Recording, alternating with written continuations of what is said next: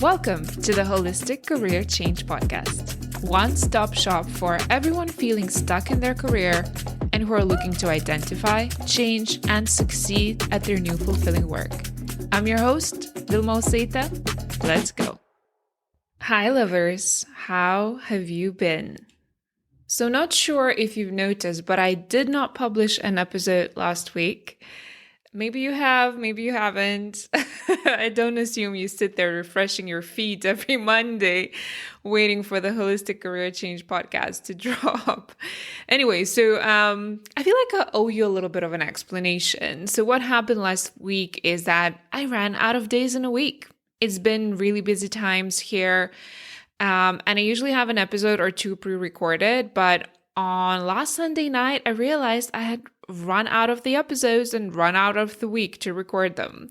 So I decided to skip a week. Now, it wasn't a very straightforward decision for me because I love consistency. I do not like disappointing neither myself nor others. And yet at the same time, I cannot ignore my humanness. I am a human on a journey. And I too navigate my humanness in the best way I can. I have very diligently practiced awareness and self-discovery, and I do have a lot of tools and disciplines under my belt. And yet, at times, my humanness just catches up with me, like it did last week. So I thought I need to come clean here.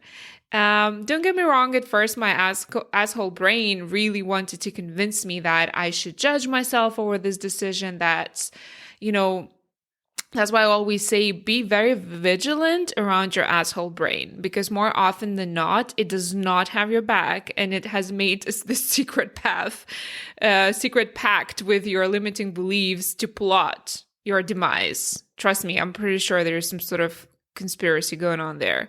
So my brain was saying things like, well, Brooke Castillo, by the way, I'm pretty sure I've referred to Brooke Castillo before. So she's like Beyonce of the coaching world. Okay. Well, to me, she is at least.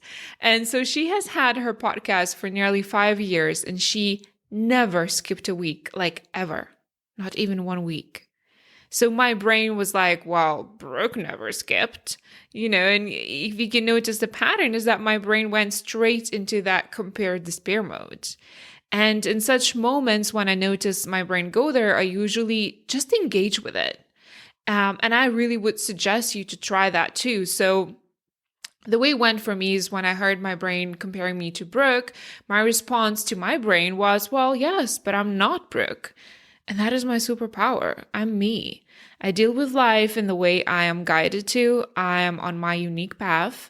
That means that the actions, the strategies I take will look different from anyone out there.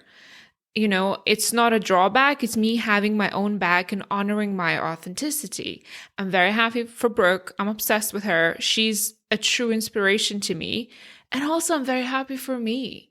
For, even being able to catch that judgment and shame before it poisoned my whole system and my whole week. I was like, hold the horses, please. And at the same time, there have been many, many instances before where I would have tied this decision or this, well, you could see failure to my value and to my worthiness and to my enoughness. I would have attached all kinds of meanings and labels to myself and to that incident that would in turn just continue perpetuating my, various self-sabotaging ways. So that moment when you notice a pattern and you manage to pause the situation, look at it and decide what meaning will be attached is golden. Like golden in caps locks, like in the biggest caps locks in the universe. Okay, it's golden because that meaning we attach will determine our action or our inaction. It will determine what we do or don't do. So on that Sunday night, realizing I had no episode, I could have shamed myself. And then I would have felt dread all throughout the week. And I would feel super resistant to even record the next episode. My energy would have not been clean. It would have been closed off. I would be resistant and it would not allow any creativity, any intuition to come in. Notice that's what a lot of you do if you're still in the jobs you cannot stand. You had made a decision that this job sucks. So no inspiration, no lightness, or creative problem solving can come in.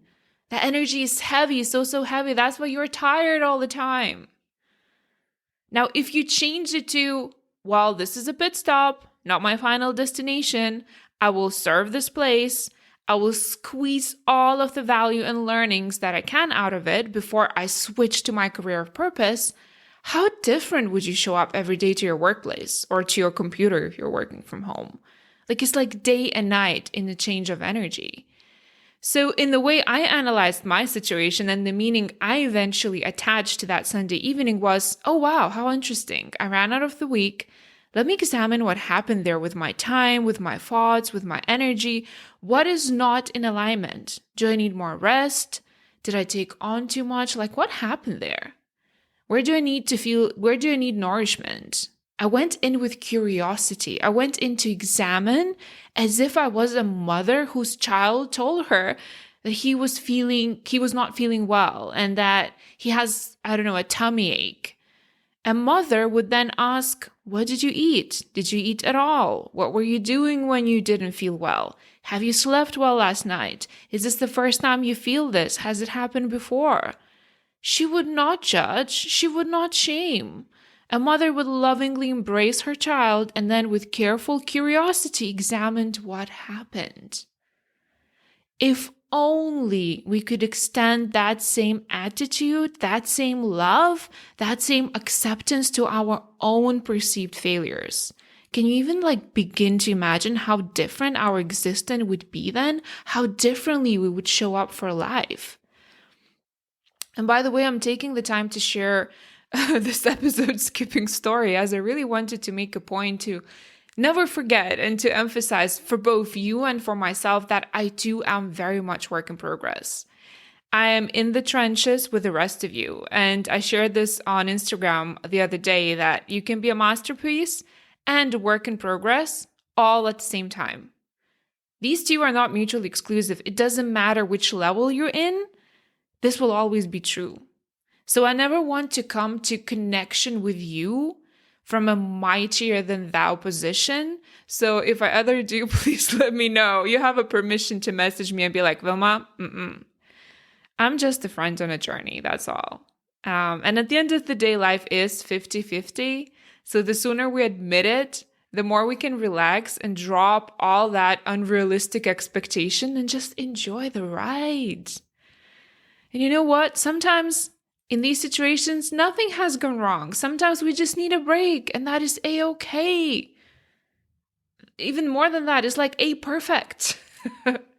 It's okay to take a break. We're not robots, not yet at least.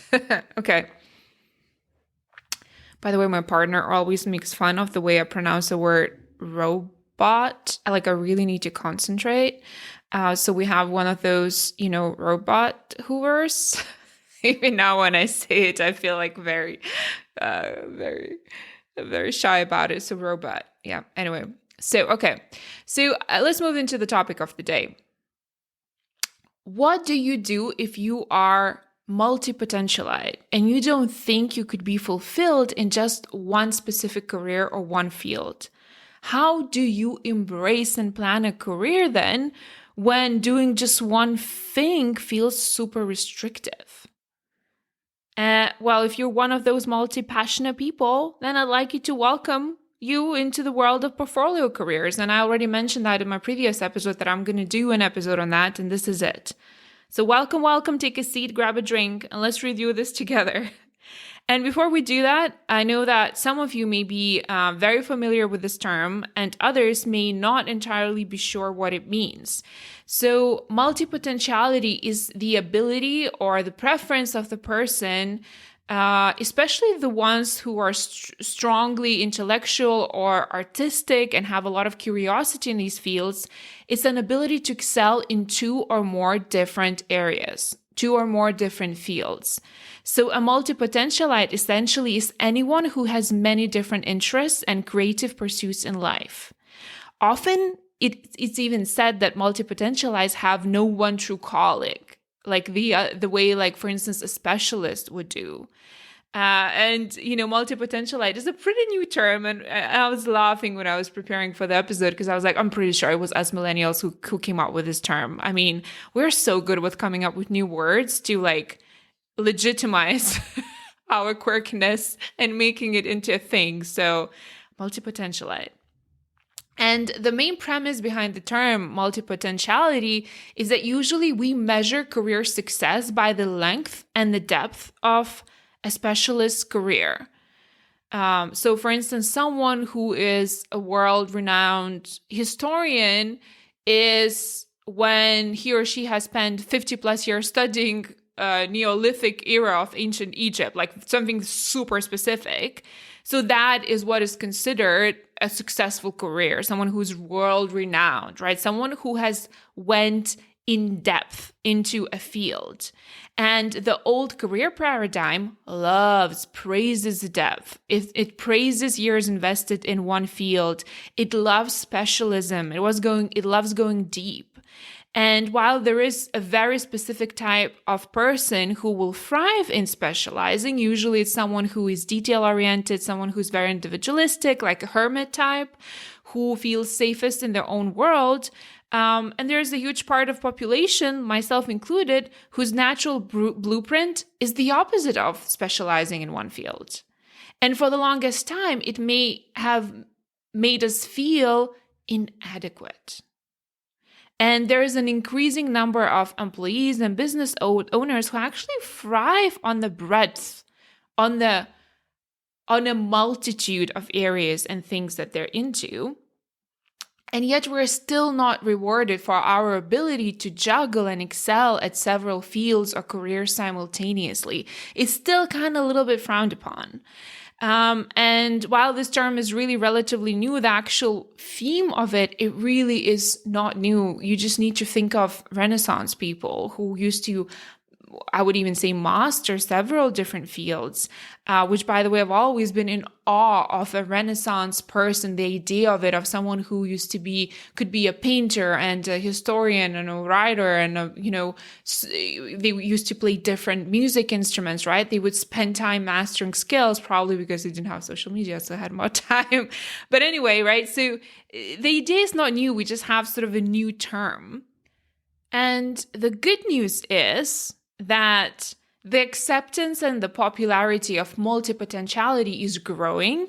Bad news, it's still not as widely praised and accepted, and has been generally almost rejected upon, like in this post-industrial capitalist societies, right? So what does that mean to you if you are a multipotentialite? What it means is that it's on you to recognize if you're one and to take matters into your own hands.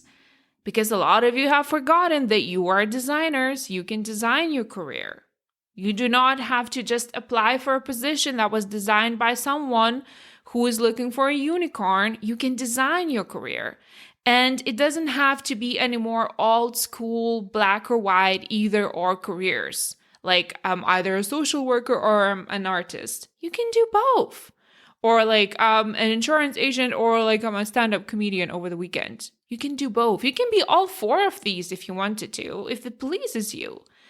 So if you're someone who's a scanner, who's always found yourself interested in different subjects and keeping several hobbies that you've actually equally enjoyed, perhaps it's time for you to just own it. And perhaps it's time for you to stop convincing yourself and pretending like one day you're just going to wake up and become the single-minded and focused individual who can just work on one thing in one field. And you might actually also have judged yourself in the past countless times when you struggled to find just one position that would provide you with enough variety and stimulation. Or when you had to balance this inherent need to continuously explore and learn with making tangible progress on the project. or when you struggle to commit to one path and had like self-diagnosed as having commitment issues. I've heard it so many times from career changers saying like, you know what, I just feel like I have, career commitment issues. Oh, really? Do you have commitment issues? Or are you just a multipotentialite and you haven't explored this as a potential career path for you? So all of these elements that you might have thought were faulty about you are in fact your unique strengths. Like, your near enough magical ability to adapt to people and to situations, to pick up patterns, to absorb concepts very quickly, almost effortlessly. And there's a long list of skills that you have as a multipotentialite that a specialist will never have. So your ability to draw upon the multitude of sources and disciplines allows you to solve complex, multidimensional problems that a specialist could never do. So stop portraying yourself as someone who is like non-committal and start acknowledging how freaking awesome you are, right? I, for one, have personally really enjoyed this in my coaching work because in my practice, I am constantly merging conventional career coaching with cognitive behavioral therapy, with trauma work, with shamanic healing techniques, with project management, with life coaching. I top it all up with my intuitive guidance and the information that I get from other realms and planes. And like, I don't know, maybe it has been done before, but it has never been done in this cocktail in the way that I am doing. Like, I constantly feel like I'm an alchemist who's looking at what's the best way to serve my people? What else can I add it? And that's the reason why I call the podcast holistic, because I'm not looking at someone when they come to me just a single-minded professional. There are so many aspects of them that can be tackled using different discipline. So like, I was trained as a career coach. I was trained as a life coach. I did courses in therapy, right? But like, the way to merge it all is because I have that ability to pull on the different areas and concepts and see how they could work together. And if you're a multipotentialite, you have that ability too. And I think like, I'm biased. I think that's such a cool thing. So point is that this brings me so much fulfillment and makes me feel endlessly drawn into my practice and keeps me super eager to perfect my methods and continue exploring. And if had I only resorted to being just a career coach, just a life coach, I don't think I would be able to stay in this practice that I have because it wouldn't have been enough for me. So I essentially designed a practice that allows me to utilize all of my unique strengths, right? And I'm sure that I've mentioned that in different episodes, and it really is not about me. This is just an example that's really close that I have for you to exhibit what it looks like in reality. Because a lot of the times when people hear this idea, they're like, well, it sounds good on paper, but what does it look like practically? So I'm giving you a very practical in your face example.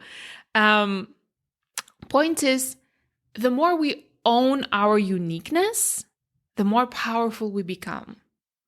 And the more powerful we become, the less nonsense and limitation we will have to hold on to. We can just drop all that limitation.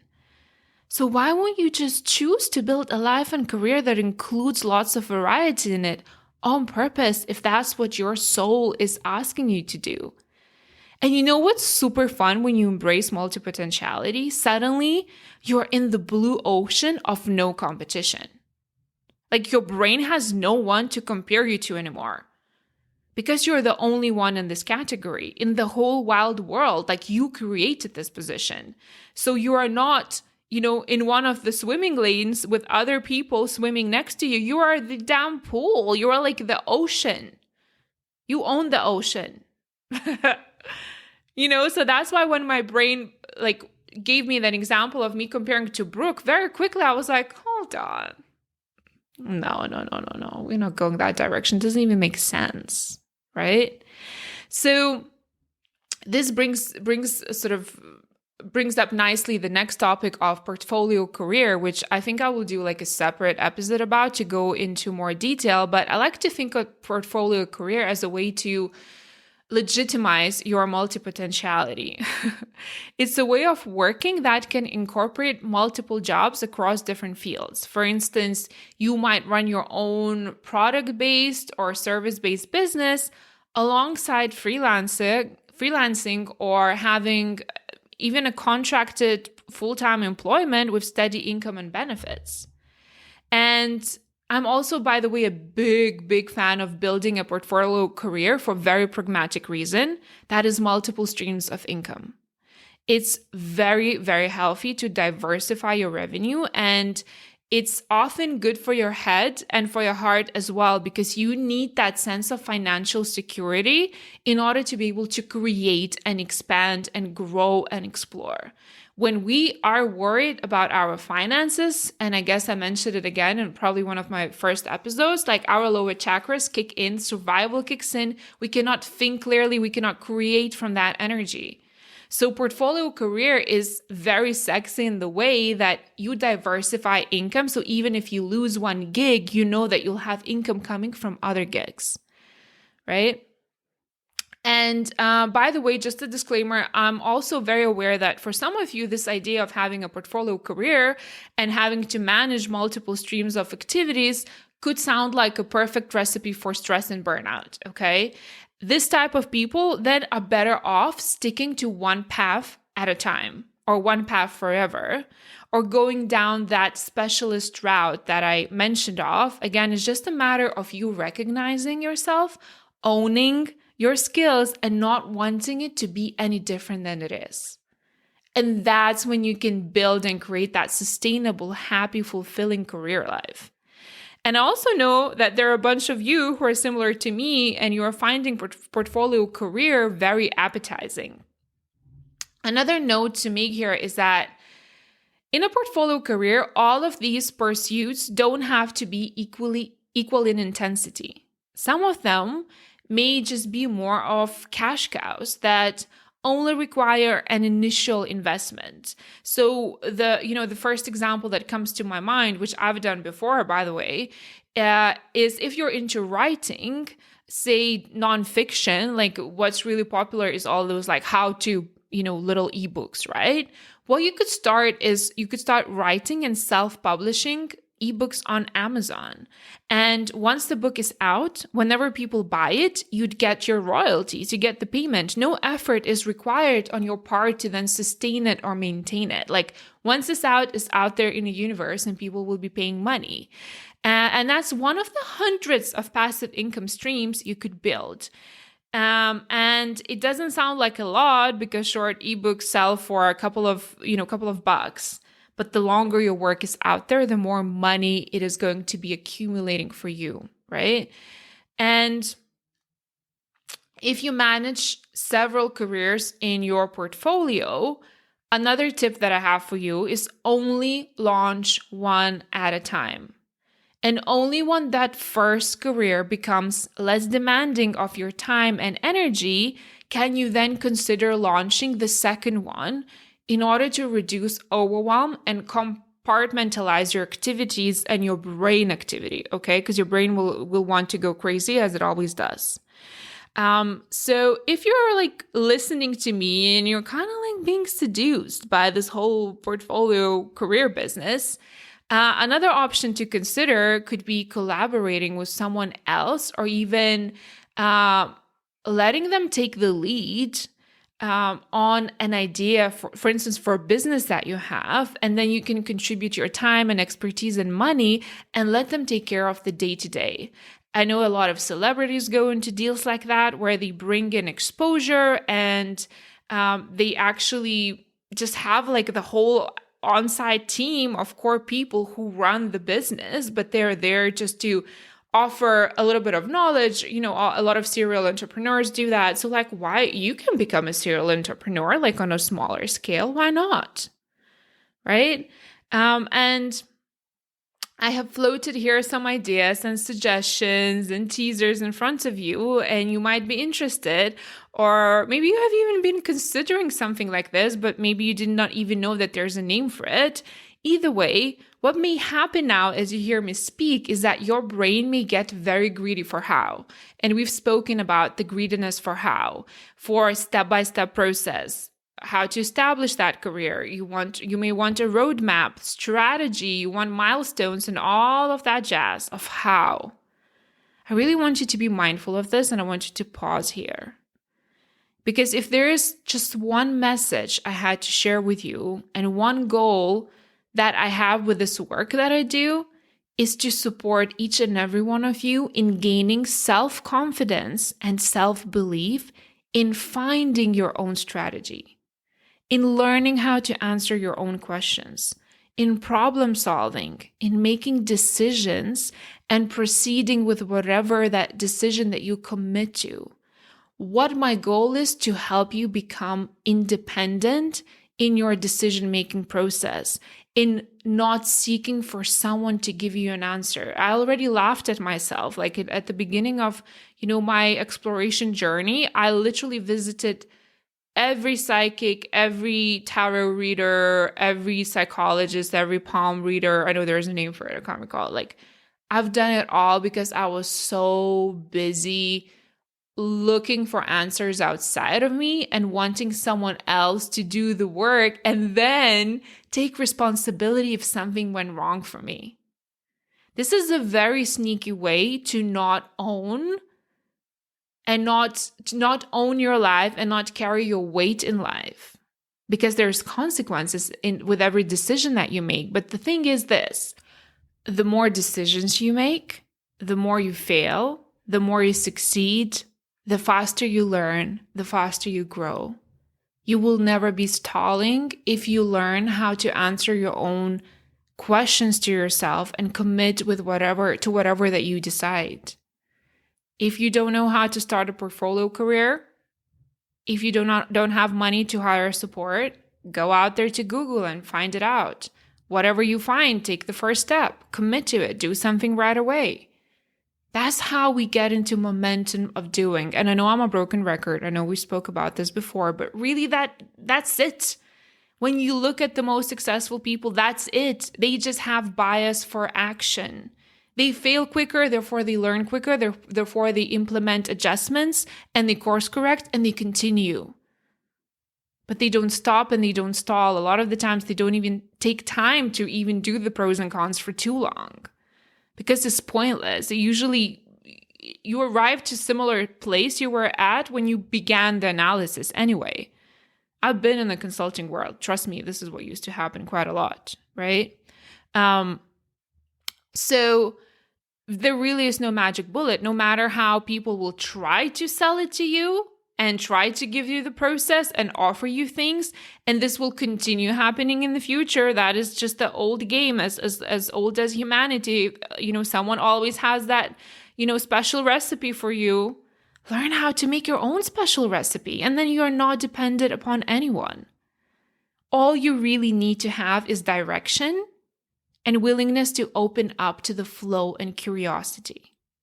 I think there is a very big portion of you who listen to this right now and who still might not be believing that life is fun and it can be like playing a game. But once we let go and start playing with life, oh Lord, it's so, so, so much fun. And this makes me actually think of Richard Branson, who is arguably one of the most, you could say, successful business people in the world. And may I add, a very achieved portfolio careerist. It's a tongue twister for me. So when he was asked why he had gone into business, he just blankly stared into the interviewer for some time. And then he responded, puzzled, "I have never been interested in business. Heaven help me. I never wanted to be in business. I just wanted to create things and have a good time." Like, let that sink in, and look where he is now. This is the attitude I'd like to invite you to try out for size. What is it that you are here to create? What is it that wants to be expressed through you? I invite you to design a career and a life that is big enough to hold and to support everything that you are, every little aspect of you. And now I'm going to love you and I'm going to leave you. Have a fun week exploring and playing, and I promise we're going to meet in the week. No more skipping. Bye. Thank you for spending time with me today. If you enjoy this content, make sure you subscribe and don't forget to pass this along to anyone who's thinking of a career change. Every little helps.